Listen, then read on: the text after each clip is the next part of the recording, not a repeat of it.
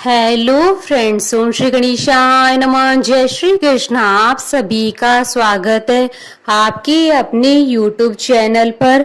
Friends, आज हम आपको इस वीडियो में बताने जा रहे हैं वैशाख महीने की वरुथनी एकादशी की कथा, पूजा विधि, महत्व, नियम और माँ उपाय के बारे में। फ्रेंड्स, वीडियो शुरू करने से पहले आपसे रिक्वेस्ट है, अगर आप हमारे चैनल पर नए हैं और आपने अभी तक चैनल को सब्सक्राइब नहीं किया है तो प्लीज सब्सक्राइब कीजिएगा चैनल को, साथ ही प्रेस कीजिएगा बेल आइकन को, जिससे नए वीडियो से रिलेटेड नोटिफिकेशन आपको तुरंत प्राप्त हो सके।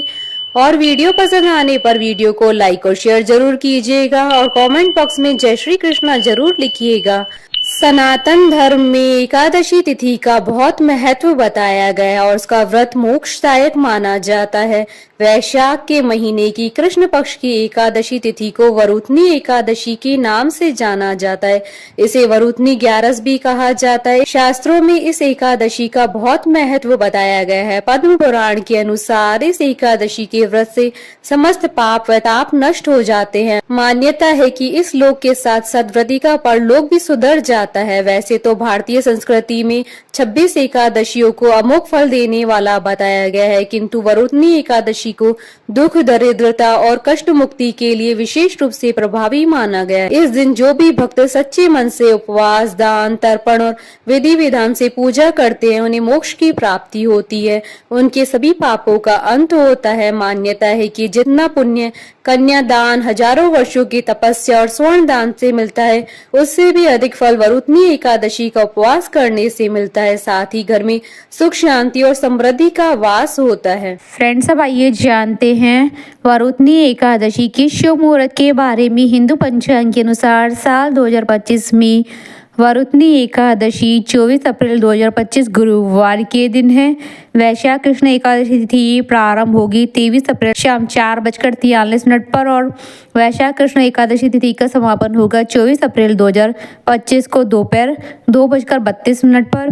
व्रत पारण का समय रहेगा 25 अप्रैल 2025 को सुबह 5:46 से सुबह 8:23 तक और हरिवासा समाप्ति का समय रहेगा सुबह 11:44 पर। साल 2025 की वैशाख मास की वरुथनी एकादशी पर दुर्लभ संयोग भी बन रहे हैं।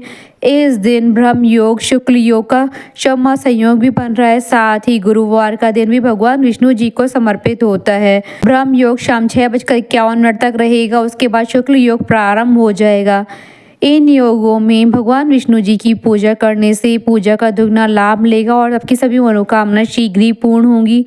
फ्रेंड्स, आप हमारे चैनल पर ज्वाइन बटन को दबाकर हमारे चैनल के मेंबर भी बन सकते हैं। हम हमारे चैनल के मेंबर्स के कमेंट्स को टॉप प्रायोरिटी पर रखकर उनका रिप्लाई करते हैं। फ्रेंड्स, अब आइए जानते हैं वरुथनी एकादशी की पूजन विधि के बारे में। वरुथनी एकादशी के दिन भगवान विष्णु के वरा रूप की पूजा का विशेष महत्व है। एकादशी का व्रत रखने के लिए दशमी के दिन ही रात्रि में भोजन न करें। दशमी के दिन उड़द, मसूर, चना, शाक, शहद, किसी दूसरे का दिया हुआ अन्न या भोजन ग्रहण नहीं करना चाहिए। इस दिन खरबूजे का फलहार करने का महत्व है। एकादशी के दिन प्रातःकाल स्नान आदि के पश्चात सूर्य देव को अर्घ्य दें और व्रत का संकल्प लेकर भगवान विष्णु के वरा अवतार की पूजा करें। साफ चौकी लेकर उस पर पीला कपड़ा बिछाकर उस पर सप्त धान्य 7 प्रकार के अनाज रखकर मिट्टी का कलश स्थापित करें और भगवान नारायण की मूर्ति या तस्वीर को गंगा जल से स्नान कराकर गंध, सफेद पुष्प, धूप वगैरह समर्पित करें। उनकी आरती करें। भगवान नारायण को तुलसी बहुत प्रिय है, इसलिए उन्हें तुलसी दल भी समर्पित करना चाहिए और वरुथनी एकादशी की व्रत कथा सुने। इस दिन विष्णु सहस्त्र नाम का पाठ करना चाहिए और दान देना चाहिए। इस दिन दान का विशेष महत्व होता है। द्वादशी के दिन किसी योग्य ब्राह्मण को भोजन करवाकर दान दक्षिणा देकर व्रत का पारण करें। फ्रेंड्स, अब आइए आरंभ करें वरुथनी एकादशी की व्रत कथा। अर्जुन ने कहा, हे प्रभु, वैशाख माह के कृष्ण पक्ष की एकादशी का क्या नाम है, उसका क्या विधान है और उससे किस फल की प्राप्ति होती है, सो कृपा पूर्वक विस्तार से बताइए। अर्जुन की बात सुन श्री कृष्ण ने कहा, हे अर्जुन, वैशाख माह के कृष्ण पक्ष की एकादशी का नाम वरुथनी एकादशी है।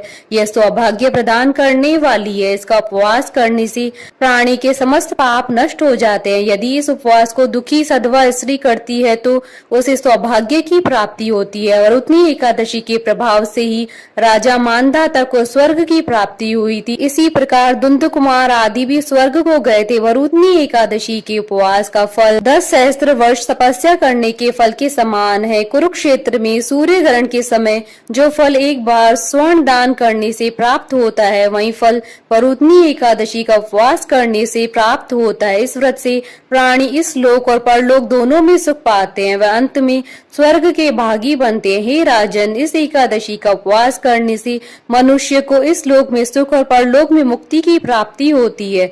शास्त्रों में कहा गया है कि घोड़े के दान से हाथी का दान श्रेष्ठ है और हाथी के दान से भूमि का दान श्रेष्ठ है। इनमें से भी श्रेष्ठ तिलों का दान है। तिल के दान से श्रेष्ठ है स्वर्ण का दान और स्वर्ण के दान से श्रेष्ठ है अन्न दान। संसार में अन्न दान से श्रेष्ठ कोई दान नहीं है। अन्न दान से पितृ देवता मनुष्य आदि सब तृप्त हो जाते हैं। कन्यादान को शास्त्रों में अन्न दान के समान बताया गया है। वरुथनी एकादशी के व्रत से अन्नदान तथा कन्यादान दोनों श्रेष्ठ दानों का फल मिलता है। जो मनुष्य लालचवश कन्या का धन ले लेते हैं या आलस्य और कामचोरी के कारण कन्या के धन का भक्षण करते हैं, वह प्रलय के अंत तक नरक को भोगते रहते हैं या उनको अगले जन्म में बिलाव योनि में जाना पड़ता है। जो प्राणी प्रेम से तथा यज्ञ सहित कन्यादान करते हैं, उनके पुण्य को चित्रगुप्त भी लिखने में असमर्थ हो जाते हैं। जो प्राणी इस वरुथनी एकादशी का उपवास करते हैं, उन्हें कन्यादान का फल प्राप्त होता है। वरुथनी एकादशी का व्रत करने वाले व्यक्ति को दशमी के दिन से ही कांसे के बर्तन में भोजन करना, मांस, मसूर की दाल, चना, कौंधो, शाक, शहद, दूसरे का अन्न और दूसरी बार भोजन करना, इन सभी वस्तुओं का त्याग कर देना चाहिए। व्रती को पूर्ण ब्रह्मचर्य का पालन करना चाहिए। रात को सोना नहीं चाहिए, अपितु सारा समय शास्त्र चिंतन और भजन कीर्तन आदि में लगाना चाहिए। दूसरों की निंदा तथा नीच पापी लोगों की संगत नहीं करनी चाहिए। क्रोध करना, झूठ बोलना भी वर्जित है। तेल या अन्न भक्षण की भी मनाही है।